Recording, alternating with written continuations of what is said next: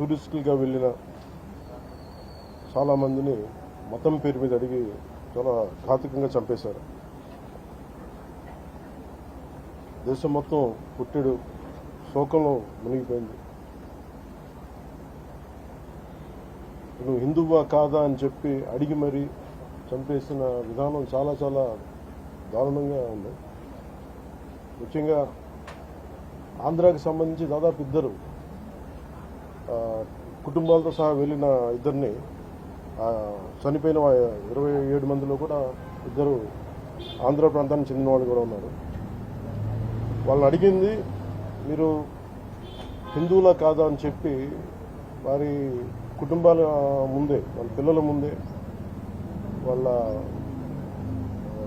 సహధర్మచారుల ముందే magazine empty చేశారు, తల లేకుండా చేశారు. హిందువా ముస్లిమా అనే అర్థం తేల్చుకోవడానికి కల్మా చదవమని. ఇంత ఘాతుకంగా చంపిన తర్వాత దేశం మొత్తం కూడా ఒక డెసిసివ్ యాక్షన్, ఒక బోల్డ్ యాక్షన్ కోసం ఎదురు చూస్తుంది. అది నిన్న రాత్రి జరగటం. ఇలాంటి సమయంలో దాదాపు 9 ప్రాంతాల్లో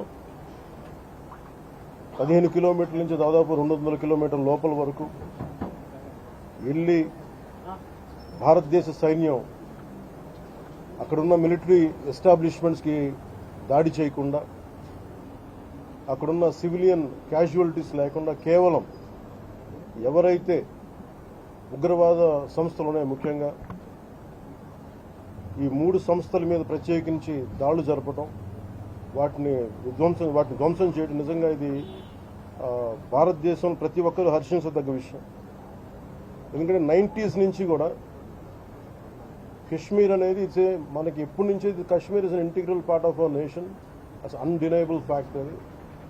కానీ ప్రత్యేకించి ఈ ఉగ్రవాద మూకలు, పాకిస్తాన్ ప్రేరేపిత ఉగ్రవాద మూకలు, ఇది 90లో కూడా ఇలాగే కశ్మీరీ హిందూస్ని కశ్మీరీ పండిట్స్ని చంపేశారు. ఇట్లాగే చంపేసి కొంతమంది గతంలో కూడా చంపేస్తే అలాగే వాళ్ళని అంత్యక్రియలు చేయడానికి వాళ్ళని శ్మశానం దగ్గర తీసుకెళ్తే అక్కడ కూడా మిగతా కొంతమంది హిందువులను చంపేశారు. సో హిందువుల మీద దాడి అనేది అనాదిగా జరుగుతూనే ఉంది. కానీ I think it is a right time to take a decisive and bold action. It's a commendable job done by our army personnel and defense personnel, and we have to appreciate them. We'll stand by them under the leadership of Honorable Prime Minister Modi ji. We will stand by you, sir, and whatever you have taken, whatever decision, bold decision you take, we're going to stand by you. We are with you. Idi at the same time ప్రత్యేకించి this is a time of war, not a full-blown war, but it is a protracted war which will continue for a long time.